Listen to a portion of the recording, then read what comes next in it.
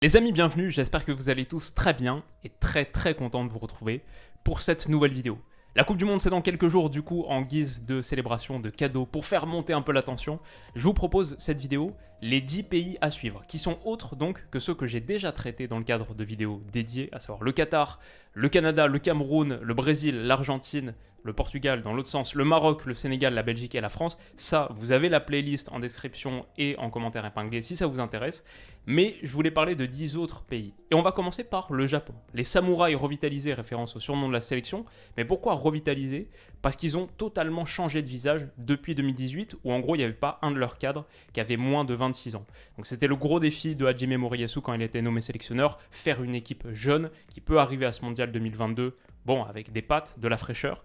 C'est le cas. Aujourd'hui, la liste de noms de super joueurs qu'il y a dans cet effectif, Daichi Kamada de Francfort, Tomiyasu d'Arsenal, Mitoma de Brighton, Junya Ito du Stade de Reims, qu'on connaît bien, Morita du Sporting, Minamino, Kubo, il y a vraiment beaucoup de petites pépites. Ils ont aussi quelques beaux résultats sur les matchs amicaux de 2022 quand on regarde contre des mondialistes. Le Ghana, victoire 4-1, les États-Unis, victoire 2-0, l'Équateur, 0-0, une courte défaite contre le Brésil. Donc ouais, franchement, ce Japon arrive plutôt en bonne forme. Ils ont montré qu'ils sont à la hauteur de ce mondial. Et dans leur groupe, face à l'Espagne, face à l'Allemagne, forcément, ça va nous offrir des matchs intéressants. Puis on se rappelle par exemple le Belgique-Japon de 2018 qui était assez cool. Donc ça avait beaucoup de raisons pour moi de les inclure à minima dans ce top 10. Je surveillerai les matchs du Japon avec beaucoup d'intérêt. Ceux du Ghana aussi, j'ai mis entre naturalisation et curiosité. Ils avaient déjà une base sympa, Thomas Partey qui est immense à Arsenal en ce moment, un des tout meilleurs joueurs de Première Ligue, top 3 sur le milieu de terrain je pense de cette première partie de saison.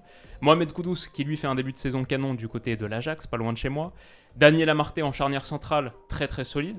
Donc ils avaient déjà cette base, mais ils ont aussi conduit quelques naturalisations qui ont fait du bruit avec de gros noms qui sont venus renforcer l'équipe. Iñaki Williams en pointe, c'est un énorme coup pour le Ghana. Mohamed Salissou pour mettre aux côtés potentiellement de Daniel Amartey dans une charnière à deux, c'est sympa. Et Tariq Lamptey, latéral droit dont on parlait beaucoup il y a une époque, son nom est un petit peu redescendu, mais c'est quand même vraiment pas mal, ils étaient pas loin de faire des Callum Hudson-Odoi, Eddie Nketiah, finalement eux ça s'est pas fait. Mais quoi qu'il en soit, sur la qualité individuelle ils se sont vraiment renforcés. Est-ce que collectivement ça va marcher? C'est vraiment ça la question. On a une équipe qui cherche encore son système, qui en a testé 7 différents rien qu'en 2022, donc ça c'est pas fou. Ils ont été très décevants à la Coupe d'Afrique des Nations aussi, terminent dernier de leur groupe, derrière Maroc, Gabon et Comores. C'était pas forcément le plus gros groupe pour un morceau du continent africain comme le Ghana. Il fallait à minima finir dans les deux premiers, ça fait un petit peu peur. Et je dirais aussi dans les points faibles, le coach Otto Addo n'a pas beaucoup de références. C'est son premier vrai poste d'entraîneur principal, sacré poste quand même, sélectionneur du Ghana. Jusque-là, il était plutôt un homme de staff technique à Dortmund, à Gladbach par exemple. Donc voilà, il y a une vraie curiosité autour de ce Ghana Nuluk. Et en plus, le groupe H est véritablement fascinant. Portugal, Uruguay, Ghana, Corée du Sud. Top groupe, vrai groupe de Coupe du Monde avec une équipe de chaque confédération. J'adore ces groupes-là.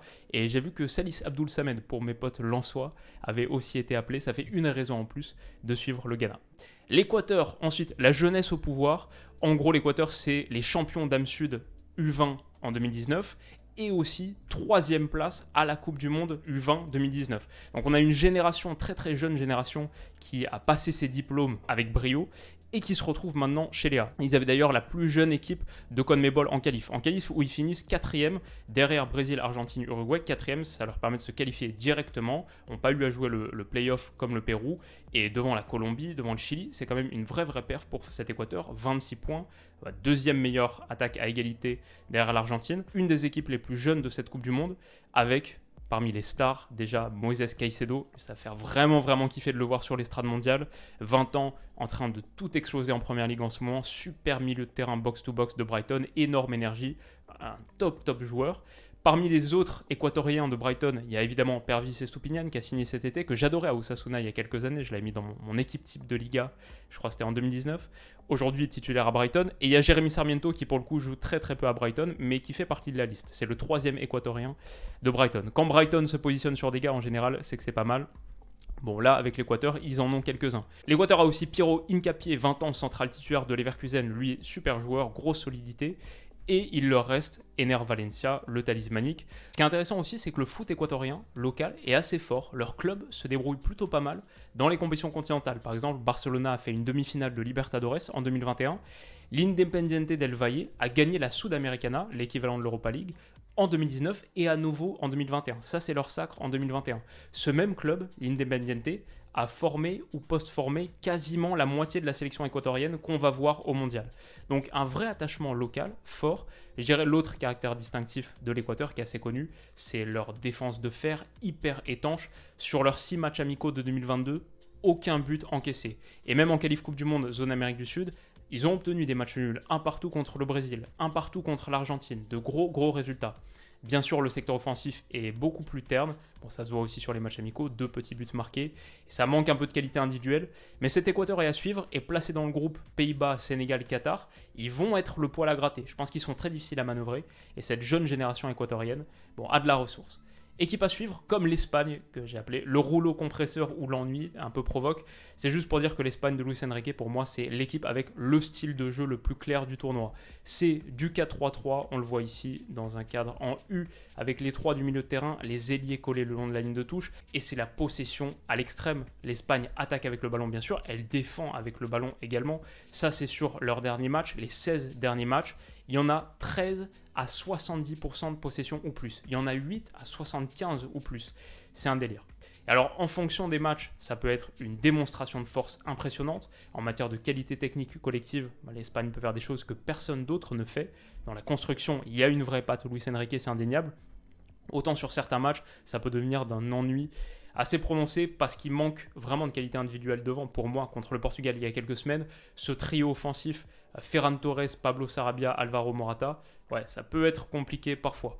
Maintenant, dans cette liste, il y a aussi 2 petits gars à suivre qui apportent beaucoup plus de percussion, de créativité. On verra combien de minutes ils ont, mais le petit Nico Williams, 20 ans, qui fait un super début de saison avec Bilbao, et Ansu Fati qui est revenu de sa blessure sans être encore un titulaire absolu dans ce nouveau Barça. On connaît ses qualités. Voilà, c'est des gars à surveiller. C'est une équipe qui, je suis d'accord, sur certains matchs peut être un peu somnifère. Je lui vois des manques de vent, je lui vois des faiblesses aussi à la perte de balle. Pour la transition défensive, parfois c'est un peu lent. Mais en attendant, Pedri, Gavi au milieu, juste eux. À l'Euro, on s'en souvient, ils avaient été jusqu'en demi-finale, défaite au tir au but seulement contre l'Italie, le vainqueur éventuel, dans un match qu'ils avaient nettement dominé. 17 tirs à 7, 1,54 XG à 0,51. On l'oublie un peu, mais si l'Espagne remporte cet Euro, c'est loin d'être un scandale. Et j'ai réouvert mes notes pour l'occasion, j'ai réouvert mes notes que j'avais prises à l'occasion de ce match. On analysait tous les matchs à l'époque, comme on va le faire pour cette Coupe du Monde. Et je disais ça, attention à l'Espagne dans 1 an et demi, ils arriveront sans doute comme un des 3-4 favoris. Donc on verra, mais ils seront pas loin du compte, je pense. Peut-être également comme l'Allemagne, qui a beaucoup à se faire pardonner. Avec Hansi Flick à sa tête, l'Allemagne pratique de plus en plus un foot attractif, moderne, mais à ces gros échecs qui la hantent. En Coupe du Monde 2018, éliminé en phase de groupe à la dernière place de son groupe, et éliminé également en 8e de finale de l'Euro 2021 contre l'Angleterre. Bon, avec l'Euro 2024 en ligne de mire, il est temps que l'Allemagne retrouve sa tendance et sa dynamique positive. Ils ont les hommes pour moi, ils ont une colonne vertébrale de malade. Quand on regarde juste Manuel Neuer, Antonio Rüdiger, Kimmich, Müller, Musiala, juste avec ces 5 gars-là, et si on ajoute en plus sur les ailes, Serge Gnabry, Leroy Sané, pour faire des différences, avoir cette percussion, cette créativité qui manque par exemple à l'Espagne, ils ont beaucoup de matos. Il y a quelques zones de faiblesse, c'est vrai, les latéraux notamment. Peut-être la pointe, on peut dire aussi, où Kai Havertz est plus un faux neuf créateur qu'un finisseur d'exception ou un gars pour prendre la profondeur. Il y aura également les premiers pas de Youssoufa Moukoko, Karim Adeyemi a été appelé aussi, donc il y a de la jeunesse fraîche, peut-être de belles histoires à écrire sur cette Coupe du Monde. Équipe à suivre. Comme la Suisse, qui est dans la forme de sa vie, la Suisse reste sur un très bel Euro avec un palier mental franchi. C'est celui du premier tour à élimination directe qui leur posait souci depuis un moment, et c'est celui de battre un très gros morceau, en l'occurrence, on le sait bien malheureusement, l'équipe de France. La Suisse, c'est une équipe, la Nati, c'est une équipe qui a pris confiance en ses capacités, qui vient aussi de battre coup sur coup les 2 monstres ibériques en Ligue des Nations, en juin le Portugal et en septembre l'Espagne. Chaka est dans la forme de sa vie avec Arsenal. On a un secteur offensif avec des vétérans, Shaqiri, Seferovic, mais aussi des joueurs très excitants. Noah Okafor, je l'ai placé dans mon top des joueurs à suivre sur cette Coupe du Monde, dans une vidéo que j'ai faite il y a quelques jours. Noah Okafor, ok. Brel Mbolo, bien sûr. Super joueur dans l'absolu, super début de saison avec Monaco, et très utile sur sa qualité athlétique pour tenir le ballon dos au but, servir de point d'appui. On en avait parlé sur la phase de groupe, si vous en souvenez. Je sais pas si vous vous en souvenez, mais moi je m'en souviens, tous les matchs que j'avais analysés à l'époque, je me souviens du match de Brel Mbolo contre le Pays de Galles qui avait été absolument monstrueux, qui pouvait jouer en remise avec son impact physique énorme, mais même parfois juste se retourner et attaquer l'axe, faire très mal à la charnière. Je pense que Brel Mbolo, sur le foot de sélection, face à des défenseurs centraux qui sont un petit peu inférieurs, c'est un peu un cheat code et il est vraiment très très très très fort. Donc ça c'est à suivre. La Suisse a également un groupe assez fun. Brésil, Serbie, dont on va reparler tout à l'heure, Cameroun, ouais, c'est costaud. Alors c'est vrai qu'il y a la petite anxiété, Jan Sommer incertain, touché à la cheville. Ce serait un vrai coup dur pour la Suisse, mais ça n'en fait pas moins une équipe à suivre. Comme le Danemark, là le sous-titre, pour l'amour du jeu. On connaît très bien ce Danemark qui a été magnifique à l'Euro. Peut-être la plus belle équipe du tournoi en dehors de l'Italie, peut-être la plus belle équipe du tournoi tout court, pour moi en tout cas. Une sélection qu'on connaît bien aussi parce qu'elle a battu 2 fois la France en Ligue des Nations. Le Danemark, c'est avant tout les principes modernes de Kasper Hjulmand, qui a fait d'une équipe de sélection, on dirait un club. Le Danemark, on dirait un club. Pressing, course offensive en mode Ajax, avec tout le monde qui inonde la surface de réparation et le dernier tiers. Le porteur a toujours plein de solutions. Cette surcharge, mais aussi les renversements obliques, l'animation, le jeu des pistons. Enfin, ce Danemark fait tellement de choses et tellement bien. En plus, tout ce qu'on avait aimé est encore là. Simon Kjær, Andreas Christensen, on se souvient de son positionnement particulier, c'est pas ce qui casse des lignes. Joachim Melle est encore là. Mathias Jensen, Pierre-Emil Højbjerg, Thomas Delaney, Christian Eriksen, qui avait été fabuleux contre l'équipe de France il y a quelques temps. Kasper Dolberg, Jonas Wind, Mikkel Damsgaard, même si lui il est un petit peu moins en forme en ce moment, bon, reste sur un très bel Euro. Et le petit Jesper Lindstrøm qui est en train de tout casser avec Francfort. Lui aussi, il faut le suivre absolument. Et ça, c'est le Danemark. Si on veut voir du jeu, si on veut voir un beau foot et une équipe très très menaçante, c'est ici qu'il faut regarder. Ce sera toujours une équipe à suivre parce que son foot est fabuleux. Alors là, c'est quelque chose que je suis très très content de faire. La Serbie, j'attends d'en parler depuis un moment. On en a l'opportunité. C'est une sélection à suivre absolument sur cette Coupe du Monde. D'abord, elle est en très très grande forme. Elle a fini première et invaincue de son groupe de qualif Coupe du Monde, avec une victoire contre le Portugal pour finir au Portugal. Elle a fini également première de son groupe de Ligue des Nations avec 2 victoires contre la Suède, 0-1, 4-1. Et pour finir, le 27 septembre, un match très frais, une victoire 2-0 en Norvège. De beaux résultats. C'est une équipe qui a vraiment changé son style depuis l'arrivée sur le banc d'abord de la légende Dragan Stojkovic et également avec les retraites d'Ivanovic et Kolarov. Sur les côtés, rajeunissement, passage à une défense à 3, sélection très très moderne. Ce 3-4-1-2 là, il est absolument magnifique et il a 3 gars qui sont hyper costauds, Dusan Tadic en 10 sous Mitrovic et Vlahovic. Alors je vais vous donner quelques nouvelles de Dusan Tadic, ça se passe toujours aussi bien pour lui à l'Ajax, 33 ans mais toujours en très très grande forme. Mitrovic, 4e meilleur buteur de Première Ligue, 9 buts en 12 matchs avec Fulham sur ce début de saison. Et Vlahovic, voilà, peut-être le footballeur serbe le plus prometteur depuis longtemps. Cette Serbie, grosse menace dans l'axe. Et puis après, quand on regarde les autres titulaires, Sergej Milinkovic-Savic, Filip Kostic, en défense centrale, Nikola Milenkovic, qui est un monstre. Peut-être les entrées en cours de match d'un gars comme Luka Jovic, qui commence à revenir plutôt pas mal. Cette équipe a beaucoup de talent, elle joue vraiment bien, elle a une grosse mentalité. Le petit souci, la petite inquiétude, c'est que Vlahovic et Mitrovic se remettent à peine d'une blessure.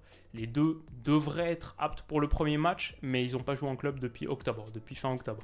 Et l'autre problème, bien sûr, c'est ce groupe qui est tellement costaud. En fait, il n'y a quasiment qu'une place à prendre derrière le Brésil. On part de ce principe-là et il faut la contester avec Suisse et Cameroun. Pas évident du tout. Mais la Serbie a les armes pour faire une vraie belle Coupe du Monde. Et Serbie-Suisse, quel match incroyable ça va être. Il nous reste 2 pays, et d'abord un mot pour l'Uruguay, la métamorphose. Pendant longtemps, l'Uruguay, ça a été la constance et l'expérience. Le même sélectionneur, Oscar Tabarez, depuis 2006. Il a été là pendant 15 ans. Et Godin derrière, Suarez devant, Muslera qui a 36 ans aujourd'hui, Cáceres qui en a 35, Cavani qui en a 35 aussi.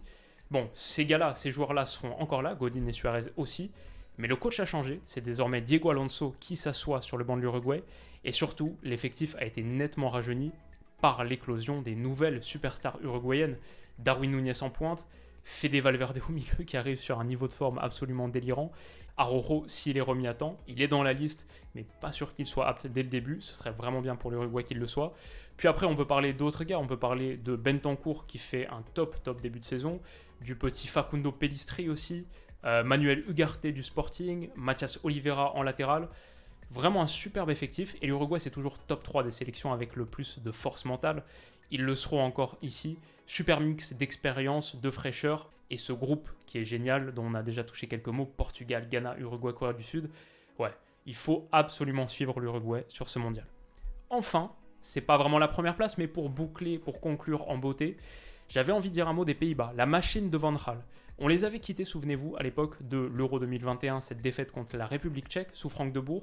Depuis, Louis Van Gaal est arrivé et on a fait une équipe hyper solide, qui concède très peu de buts et qui est encore invaincue sous lui. En 15 matchs, 11 victoires et 4 nuls pour les Pays-Bas. Ça se passe très très bien depuis que Van Gaal est arrivé. En battant la Belgique 1-0 sur la fin, ils se sont aussi qualifiés pour le Final Four de Ligue des Nations qu'ils joueront chez eux l'été prochain. Donc ça, c'est une bonne dynamique, ils restent sur une bonne nouvelle. Voilà, ces Pays-Bas, je pense, avancent sans faire de bruit, mais est-ce que ce ne seraient pas eux les gros outsiders, la grosse surprise? Est-ce que ce n'est pas eux qui vont gagner le mondial? En tout cas, ils ont la défense à 3 pour. Quand on regarde leur secteur défensif, qui est impressionnant en ce moment, Virgil van Dijk, Jurrien Timber, dont j'ai parlé dans ma liste des joueurs à suivre, Nathan Ake, en général c'est ça le triptyque, mais on peut ajouter Stefan de Vrij, Matthijs de Ligt, tellement d'options sur ces postes de centraux que Sven Botman, qui fait un super début de saison à Newcastle, a même pas été appelé. Alors au milieu de terrain, j'aurais un œil particulier sur Frenkie de Jong, Xavi Simons, je ne sais pas s'il aura des minutes, c'est aussi une des raisons pour lesquelles on a envie de suivre ces Pays-Bas.